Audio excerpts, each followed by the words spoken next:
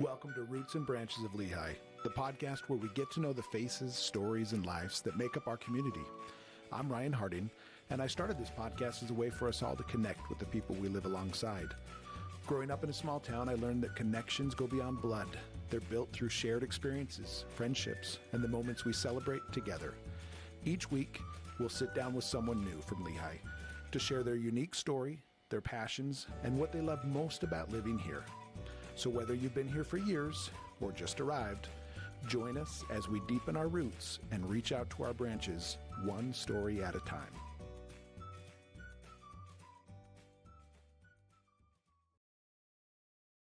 Welcome, Darren Paul, to the Roots and Branches of Lehi podcast. So welcome. I'm glad to have you on the show here. Oh, thank you very much. It's an honor. Yeah, no, this is fun. So you're the police chief of Lehi City, right? Yes, that's right. Okay.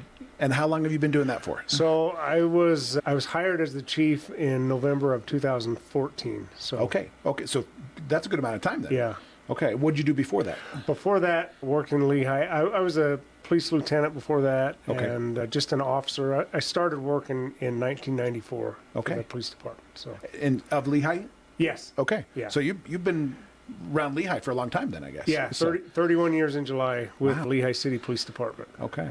And are you from here? Where are you from? I'm from Pleasant Grove, actually, but Okay. my wife is from Lehi. Oh, okay. So that makes sense. She brought you over this way, Yeah. right? Do you live in Lehi or where We do you do, live? yeah. Okay. We as soon as we got married, we bought a home in Lehi and have been here ever since. Okay.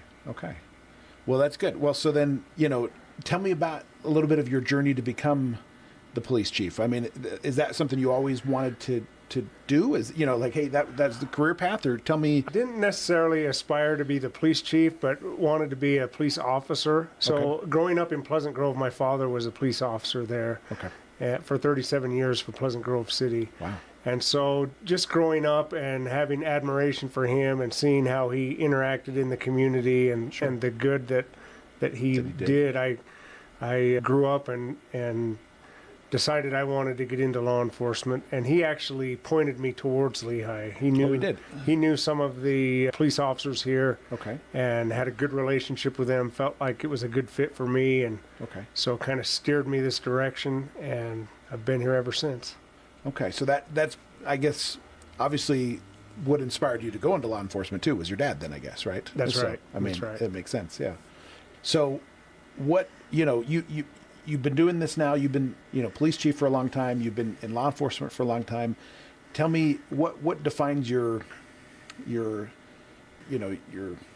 career now, I guess, as the police chief. What would you say some of the things that you've accomplished, I guess, during that time? Well, I think the biggest thing that I've seen in Lehi is just the growth and the change due to the growth. Policing early in my career is a lot different than it is now. Okay. And how so? Well, I think that a lot of technology advances.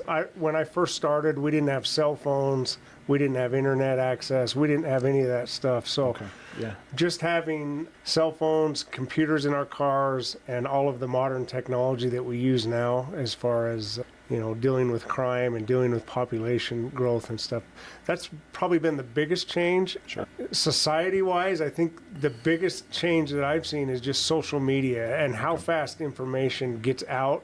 Yep. And so how quickly we have to be able to respond. And when we're dealing with a situation in Lehi, get information out to the public and get accurate information out. It's been a real challenge. Sure, because it's not always accurate, right? Sometimes that false information spreads a little quicker than the true information. That's right. Yeah, it gets out really quick. And so we have to be prepared to get accurate information out as quick as we can and inform the community as to things that are happening and how they can be safe or how they can react to it. Now, you mentioned, the internet, technology, stuff like that. When I normally think of police, I think of, going down the road and, in a police car and stuff like that. But do you also have people that monitor things on the internet or do different things there, I guess? Well, we have social media platforms, and we do try to monitor. We don't have somebody there all the time monitoring. Okay. Still, the quickest way to get an officer, of course, is to call into dispatch. Okay. Of course, 911 for emergencies, but that's the quickest way to get us and to get us to respond. But we do have social media platforms that we try to follow and watch and respond quickly there too. Okay. Now, how many people do you lead there at the? So we have 67 full-time officers right now and a small civilian staff at the police department. When I started, I guess just for context, when I started in 94, there were 10 officers in Lehi, and they hired 2 of us in 94, Lieutenant Toby Peterson and myself. He was number 11 and I was number 12. We're now up to 67 full-time officers. Wow. So. And for a time, were you also handling Saratoga Springs and Eagle Mountain for a little bit too? Well, before Saratoga Springs was incorporated, it was in the county. Okay. And we didn't patrol there per se, but we did act as a backup. Okay. And so we would be out there quite often in a backup role. Okay. But not anymore. Obviously, now they're incorporated. They have their own. Yeah. Now the Eagle Mountain is still contracted with the county. Saratoga Springs has their own police department. Okay. What's it like to lead 67 police officers? I mean, is that an easy task? Do they all have their own opinions? Well, are they pretty in line? How does that? So we're very lucky in Lehi. We have great officers. Okay. We have really good officers, and we're structured in such a way. It would be overwhelming for one person to lead that many people, but we're structured in a paramilitary way, where the teams are made up of sergeants and officers and lieutenants, and so the supervision is kind of distributed a little bit that way. It makes it a little more manageable. Okay, so you actually have. So how many people actually report directly to you then? So I have a deputy chief that I work with real closely, and then we have lieutenants. So we have 3 divisions in the police department. We have our patrol division, which is what you think of most often when you think of police officers, or the guys in the uniforms that are driving the marked police cars. Yeah. And that's the biggest division. There's 42 officers in that division, and they are led by 2 lieutenants. And then the lieutenants report to me on the admin staff. So, and then the other divisions are an investigation division, and they're divided up into teams as well: property crimes, special victim crimes, and school resource officers, and code enforcement. And then that division is also led by a lieutenant that reports to me. And then the 3rd division is what we call professional standards, and they handle our recruiting, our hiring, our internal investigations, stuff like that, making sure that we're following all the policies and procedures and case laws and all of those things. And so what is your typical day look like, or your typical week? I mean, So generally start off on Monday and pull in all the admin, the lieutenants, and we kind of talk about first what happened over the weekend, maybe what we have that week going on, and we get a report from each lieutenant from each division as to what's occurring in their divisions, and maybe information we need to follow up on, any cases that we're actively investigating. And so we'll spend the first part of our week is doing that. And then also on Mondays, I will go over some of the budget items, working with my executive assistant to kind of make sure all of that's taken care of, and really responding to calls that come in. And then on Tuesdays, I meet with the city has their senior staff meeting on Tuesdays, and that consists of all the department heads meeting with city administration and the mayor. And it's a very similar meeting. We maybe go over the agenda for city council. If there's any issue or something in a particular department that we could all discuss, we'll talk about that. So that's what Tuesdays look like. And then Wednesdays, I meet again with the lieutenants, but we meet individually to discuss individual division issues that come up. And so we'll spend time talking about caseload, maybe active cases we have. We'll maybe discuss some of the requests for extra patrol or extra attention to certain areas, and we'll kind of devise a plan for doing that. And then also on Wednesdays, I meet one-on-one with the city manager and whatever it is we have to discuss. And then Thursdays, it's just kind of being fluid enough to deal with what has come in and what we're working on that week. And that's kind of how our weeks look.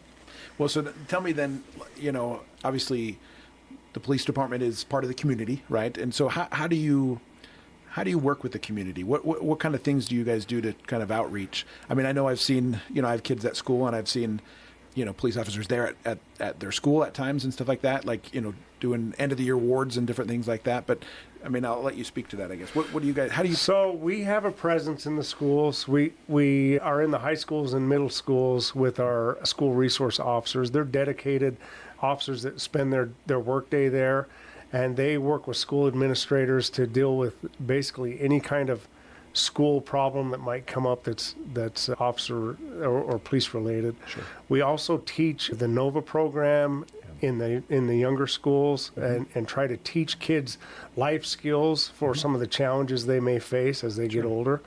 And so we spend time there. And then we do a lot of we host a citizen academy every year, and that's an 8-week course where we invite citizens of Lehi to come in and experience a little bit of what it's like to be a police officer. So we'll spend time each week for 8 weeks talking about patrol, investigations, and give them a taste of that kind of stuff. And it's just an open class to whoever wants to enroll kind of thing? Yeah, we host it once a year. It usually is in the wintertime. And we can take about 25 people. Okay. And we advertise it on our social media platforms. Yeah. And it's open to any Lehi citizen that is interested. So does it fill up pretty generally? Yeah, we usually have pretty good classes, and the feedback we get is very positive, and so we do that. And then in addition to that, we do civilian ride-alongs. Sometimes people want to come out and ride and kind of get an idea of what it's like to be a police officer in Lehi. A lot of younger kids that are looking to get into law enforcement as a profession. Yeah. We also teach a law enforcement class at the local high schools to try to give people the opportunity to know what it's like to be a police officer in Lehi. So any kind of social outreach or community event that we can be a part of, we love to do it. Yeah, I remember my cousin is a police officer. He's from Pleasant Grove too. Carter's his last name. And I got to ride along with him one time. It was kind of fun. Yeah. So anyhow, it's an interesting experience to be in the car there, and something I think a lot of people should get to do. Yeah, it's a unique opportunity to see from an officer's perspective what goes on, and sometimes it's slow, and there's not a lot going on, and sometimes it's so busy that it's hard to keep up. So. Sure.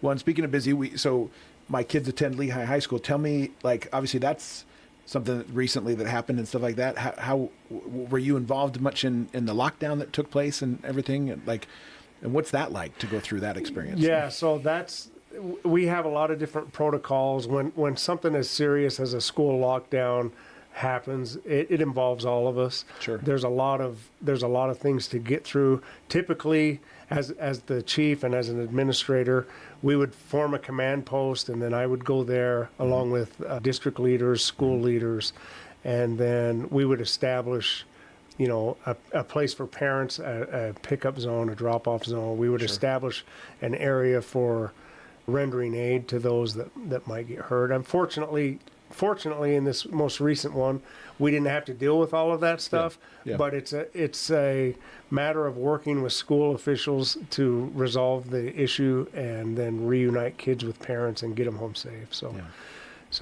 when those calls come in, they involve all of us. That makes sense. Yeah. It's all hands on deck kind of thing, I guess, right? So, okay. Well, I love the things that you're doing with the community. That's more than I thought to even, with some of those classes and different things like that. I think people really like that neighborly part of, where police are really kind of part of the community and trying to, hey, we're side by side. We live here. Yeah, well, and we rely on our community. They're the eyes and ears of the police department. There's 67 of us, and in a big city like this, it's helpful to get feedback from what they're seeing in their neighborhoods, in their community.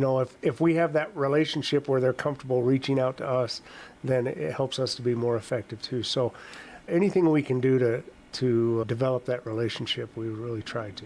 Good. Is policing here in Lehi different than other cities? I mean, maybe not different than some cities around us, but like Salt Lake versus, here, I mean.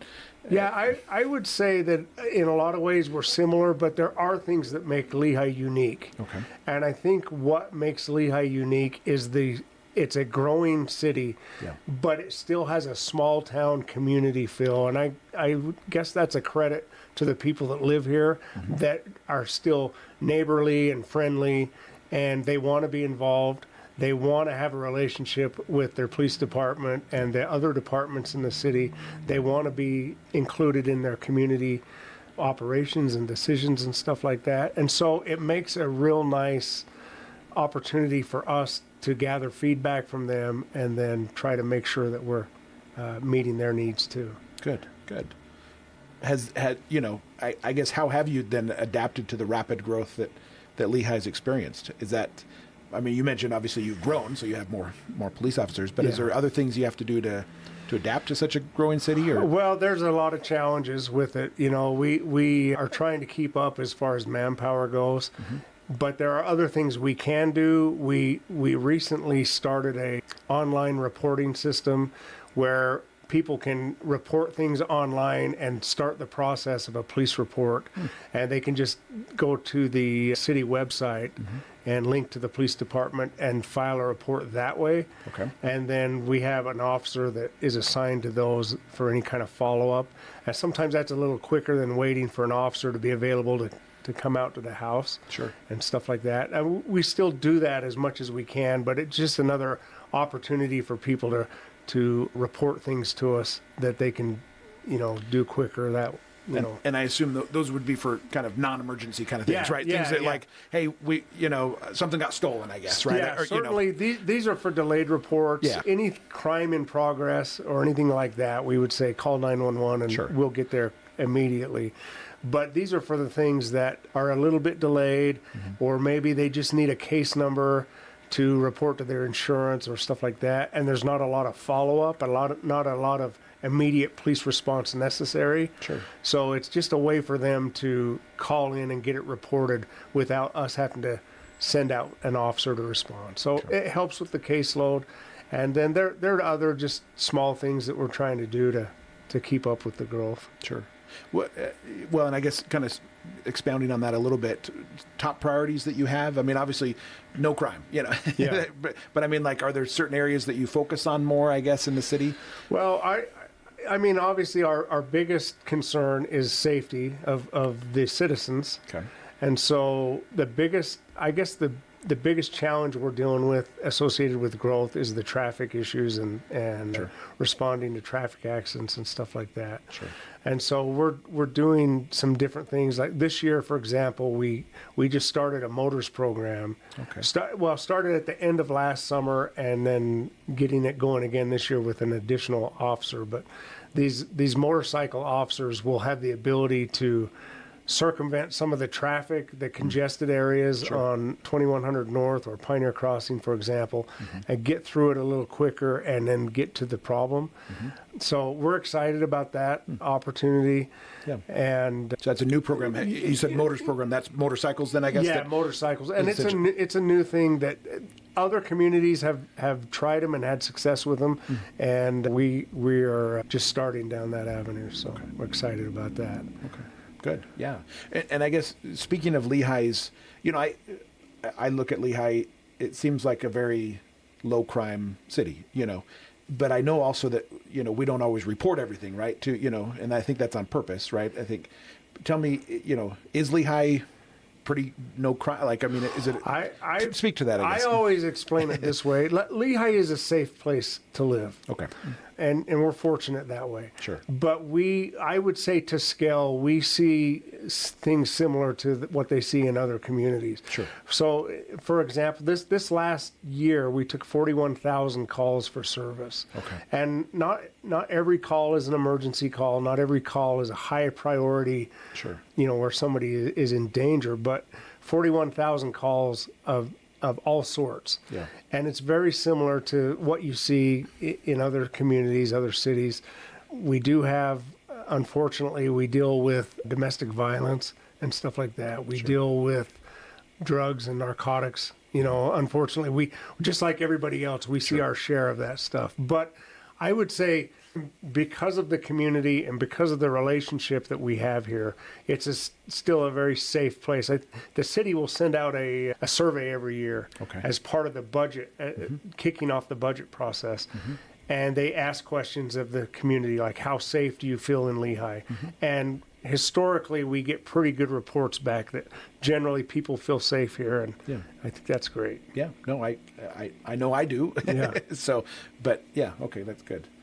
So let's speak about the new, hires and stuff like that. What, so if somebody, if somebody's thinking about becoming a police officer, what do you look for in those people? Okay, so what I mentioned the law enforcement class in the high school. We want our officers to know the community as much as they can, even as far back as the NOVA program, or back in the day when I started, it was the DARE program. Okay. And so when we recruit, we do look for people that are come up in the community. We've had a lot of success hiring people from Lehi, the young kids from Lehi, that we have somehow developed a relationship with them from a very early age. And so they seem to understand the community, the cultural values, and the kind of culture that we have at the police department. And so we look for those kids. We also will sometimes recruit officers from other departments that come in with a little bit of experience, and that's great too. But when we can find a local kid that's grown up here, that's invested in the community, that has family here, it's usually a really good match. That's good. And do you have any problems getting police officers? I mean, are you turning people away, or is it like, hey, we have a position that hasn't been filled for a while? So we're fully staffed, but that's pretty rare in today's day and age, because there's not a lot of people getting into law enforcement. Yeah. And there's a lot of growth everywhere throughout the state. Sure. And so it's a really competitive market right now. Oh, it is. And Okay. it's hard to find the right people. But I feel like because of the culture here and the community support that we have in Lehi, and the growth and the good things that people see about Lehi in general, it makes Lehi an attractive place to come to work. And so we're very fortunate that we're able to stay staffed right now. That's good. A lot of agencies around us are struggling with that. Even here in Utah, or just nationally? Oh, yeah, Okay. everywhere. In fact, we recently teamed up with all of the state chiefs in Utah, and did a recruitment campaign nationwide, trying to draw more people into the state of Utah to specifically get into law enforcement and stuff. So we've kind of been involved in that as well. It is. So, yeah, let's speak to that a little bit, because obviously, during, like COVID time, there was different things nationally and stuff like that. And, like I know Minnesota defunded the police or different things like that. Did you see some of that here locally? Some of that did you have to deal with kind of low morale amongst your officers where, hey, we're doing good, but nobody likes us, or the perception is no one likes us? So I think that's again where Lehi was a little bit unique, because we felt an overwhelming feeling of support from our community. Great. We did, through social media and different things, we did receive questions or concerns from people. Sure. How are you addressing these issues? More along the lines with what they see nationally. Sure. But our local community rallied around the officers and really showed their support. And, it was very helpful for us during a very challenging time nationally. Sure. Yeah. Well, it speaks, I guess, to two things. Number one, the community that we have is a lot of good people that really do understand a police's role and want to support you. But then I think it also speaks to the fact that you also are very good in the community. I think that brings a lot of goodwill, going to the schools, being a part of these things. I have to think that had an impact on why the community liked you. Yeah, I would give the credit to the officers and the work that they do to show their support in the community and the relationship with the community. Yeah. We're very fortunate here. We have fantastic officers, and they really do work hard to maintain that relationship with the community. That's great. And I guess I'll say this. That's not to say we don't sometimes make mistakes, sure, or we can't learn from things. Yeah. But our officers are very willing to learn and grow, and so we're lucky that way too. Good. Somebody that wants to get into law enforcement, I assume you have ongoing training and different things like that. What does that look like? So we're constantly recruiting officers and work with the local academies. UVU's Academy just recently relocated here in Lehi at the Thanksgiving Point campus. Okay. And so it's really nice to have them so close. Yeah. And we send officers into the academies to help teach and then also recruit a little bit for the PD. But yeah, we're involved in that stuff. And what we look for the local kids with the local care and concern for Lehi citizens. Yeah. But we also encourage them to get degrees, Sure. work to further their career. And then we have both state mandated training that occurs annually. And then we're really try to develop the officers professionally. And so we have opportunities for them to specialize in certain things and to receive training in those areas too. And so going back to that candidate, if I'm a young, high schooler and I'm trying to figure out, hey, do I want to go to, college? Do I want to go to a trade school? Do I want to just go to work? Like what's the path, I guess, if I'm in high school and I want to become a police officer, what's the path to get there? Was that straight out of high school? Is that some kind of training? So you have to be 21 to enter the academy. Okay. But if we were to be approached by a high school kid that expressed interest, the first thing we would do would be invite them to the PD to get to know the officers a little bit. We would invite them on some ride-alongs so that they kind of get a feel for what the officers see and develop a relationship with the officers. And then we also would invite them to that Citizen Academy that I talked about. That's a great resource for somebody that thinks they might be interested to get a little bit of taste for it. But we provide these opportunities, and then we're in contact with them, and we try to help them get into the academy, get everything, get enrolled and all of that stuff. Sure. And then we assign a mentor from our PD to go with that candidate to kind of act as a liaison to help them. And so our hope is that they get a feel for what it is, what law enforcement is, and at the same time understand what our culture is in our PD and our emphasis on community policing and stuff like that. So we hope to keep them in Lehi, but they're also being recruited by some of the neighboring cities and other agencies and stuff like that. But we hope that by the time they get to there, where they're making a decision where they want to go, that we've had enough of a relationship with them that they choose us. I guess you could compare it to recruiting in college athletics or something like that. Sure. So, yeah, that makes sense. And what, as far as, starting salaries and different things like that, what is a starting salary for and you can keep it semi-generic. I don't know how specific you want to be on that, but. Yeah, so I would just say compared to other agencies and other law enforcement, we're pretty competitive there. Okay. And so in Salt Lake County, they pay a little different than Utah County generally, but we're still pretty competitive. And we hope that where we're competitive with wages, we also hope that we bring other things to the table in terms of community involvement, community policing, and stuff like that. We also offer benefits as far our health benefits and our other things that the city provides are I would say better than most. And then our facilities that we have to develop. So if you want to develop your skills and have opportunities for specialties, I think we offer a lot of that other agencies don't. So the whole package, I think, makes Lehi a pretty attractive place to work. Okay. And what about, obviously as an officer, sometimes you see things that are hard to see, I guess is maybe just the best way to say that. How do you help your officers' mental health, their well-being, kind of to get through some of the, because I'm guessing sometimes that'd be hard to see some of those things, right? Yeah, and I'm glad you brought this up. This is a really big issue for law enforcement, not only Lehi, but statewide and nationwide. Yeah.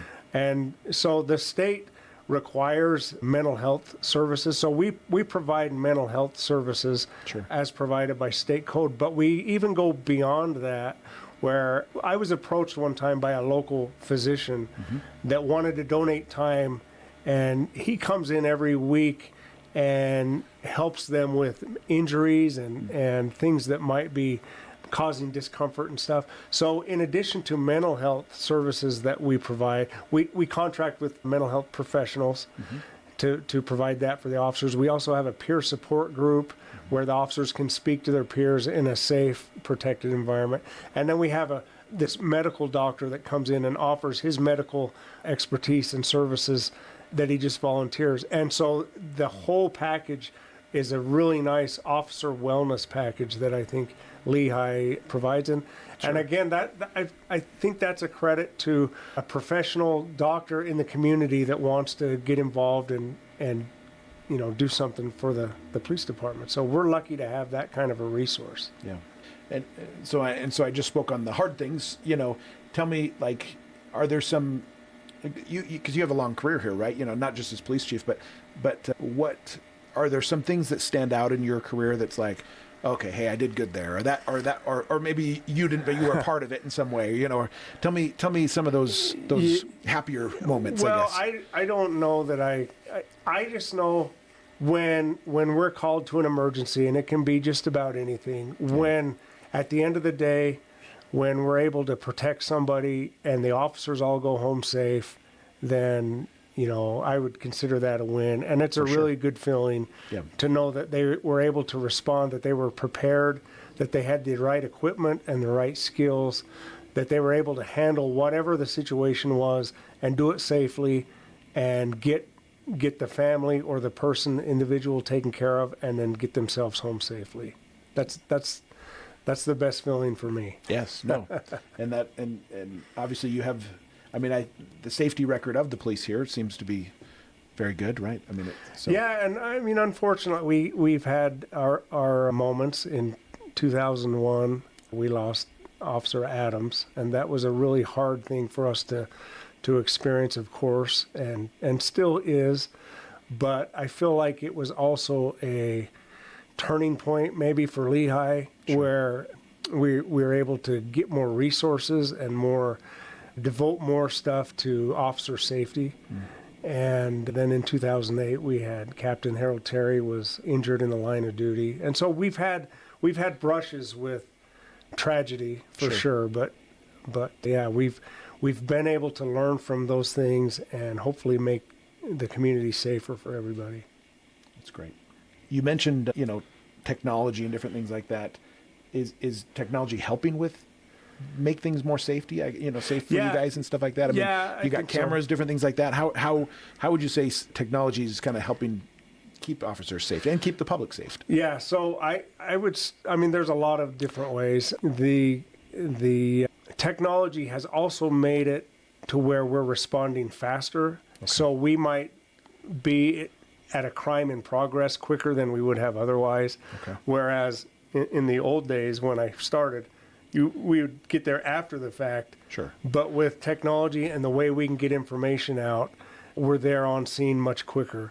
You mentioned cameras. They're very helpful in preserving the crime scene and also recording things from an officer's vantage point. And so cameras have been helpful. We have now optics on our firearms that allow us to shoot more accurately with our guns, and also when we are encountering somebody and we have to have our guns out, we can focus more on the individual rather than maybe the sights of the gun, if that makes sense. Sure. But just different advances and different things that we've been able to incorporate that have made our job safer and been safer for the community because of that. Those are just a couple of examples. Back to officer wellness, we're putting suppressors and stuff on our rifles to preserve their hearing. Okay. Stuff like that. Just for quality of life, for life beyond law enforcement, Sure. Which there is life beyond law enforcement, right? Yeah, for sure. Early in my career, I was involved in the Major Crimes Task Force in the county, and we did a lot of taking down clandestine meth labs. Oh, really? And there was a lot of hazardous chemicals and things like that. Unfortunately, we didn't understand those the way we do now. Okay. And so we didn't always have the protective equipment to handle those things back then that the way they handle them now. So again, just learning and adapting with technology to make everyone's job safer. Which obviously that's the goal, right? We want to keep everyone safe. What long term, obviously you've been in this position for a little while. If you fast forward 10 years, 20 years from now, where do you where do you see Lehi Police Department's future? Well, I'm optimistic with the Lehi's growth and the way that with growth, I think comes opportunities. I mean, there are challenges, of course, but I feel like we're able to do things and provide specialties that other agencies that maybe aren't growing as fast, they can't provide those things. So sure. I think there's a lot of opportunity for the young officers that are coming in to develop their skills in specialized areas and then be able to use those skills to serve the community. And I think that's, when I look 10 years down the road, I think there's just a lot of movement and a lot of growth and stuff for the officers. That's great. And do you, just a question, just kind of, the police department and the fire department, they work well together? Do you guys do, you know? Yeah, we have a great relationship with our fire department. They're good guys. They're led by Chief Kraft. He's a great chief and it works well with us. So we've always enjoyed our relationship. When I first started, the fire department was a volunteer fire department. Great guys.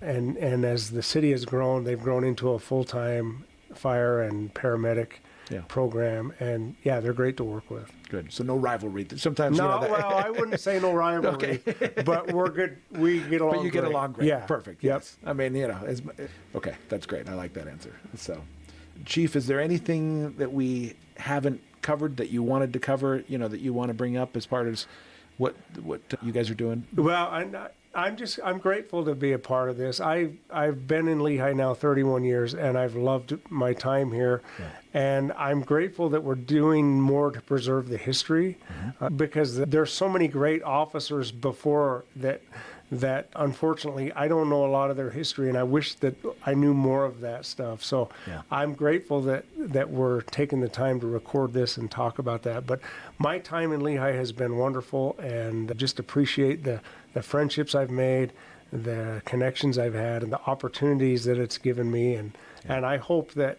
we're hitting everyone's expectation here in Lehi.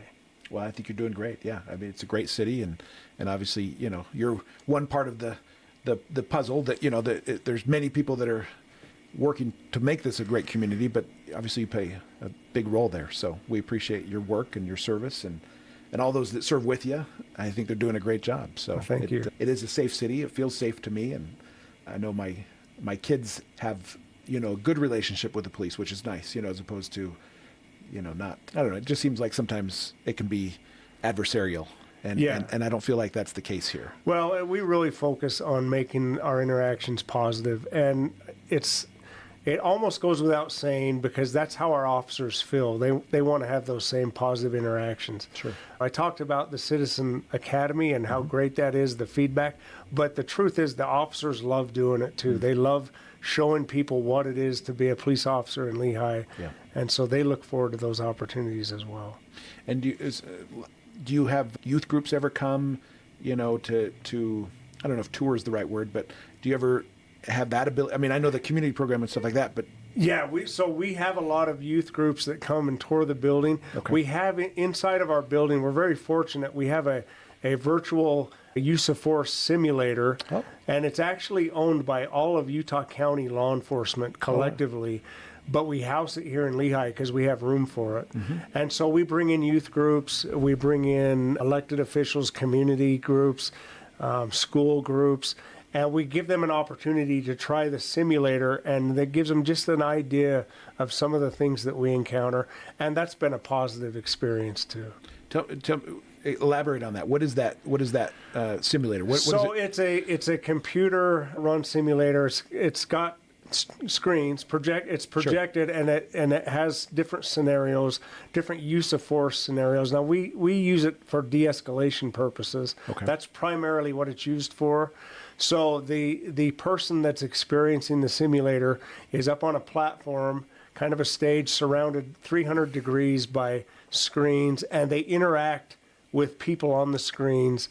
And then there's a person on a computer that's controlling the scenario based on cues that they get from how the officer is reacting. Okay. And it uses it uses handguns, it uses the other tools that we would use, tasers, pepper spray, stuff like that. But the whole goal is to put somebody in a situation that can be uncomfortable and then see how well they de-escalate and bring something to a peaceful resolution. Sure. So the operator can amp it up or bring it down depending on how well the officer is doing. And it's a great opportunity for people to just see how fast officers have to make split-second decisions. Sure. So, life or death sometimes. Yeah. Right? Yeah. And wow, that's awesome. And so for the whole county, it's right here in Lehi. Yeah, so it's here awesome. in Lehi, and you'll see, if you go by the PD, you'll see other agencies' cars parked out front, and generally that's what they're doing. They're in there training on the simulator and stuff. So, but yeah, we have it right here, and we make it available to the public that want to come and experience it too. And so if a youth group wants to go and tour and get a kind of a, just for an hour-long night youth group, they would just contact the police department. Yeah, I would say just reach out to the police department and we can schedule that. We do it quite often. Okay, that's awesome. Okay. Well, thank you. Thanks for coming on. And again, I've learned a lot, and hopefully the community does too. And we appreciate again what you're doing. All right, thank you very much. So thank you. Thank you for joining us on Roots and Branches of Lehi. I hope today's story helped you feel a little more connected to the people who make up our community. Remember, every person here has a unique story, and together, we're what makes Lehi feel like home. If you know someone who would be a great fit for this podcast, please fill out the form in the show notes so we can reach out and schedule an interview. We'd love to hear from you. A big thank you to our sponsors, the Work Harding Home Mortgage Team and Play Harding Nightly Vacation Rentals, for supporting this show and helping us bring our community closer together. Until next time, keep growing those roots and reaching out to your branches. Take care.